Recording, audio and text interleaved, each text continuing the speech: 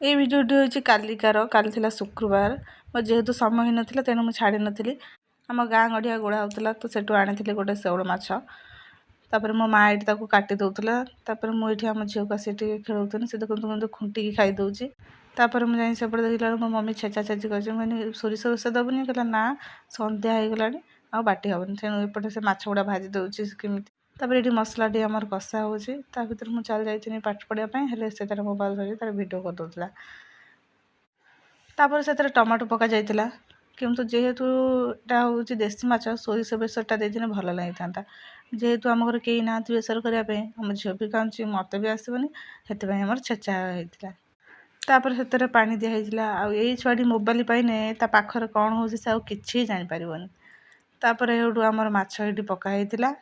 ଯେହେତୁ ଆମର ଗାଧୁଆବେଳେ କେହି ଖାଇନଥିଲେ, କାରଣ ମୋ ମଝିଆ ବାପା ପଳେଇଥିଲେ ବାହାରକୁ।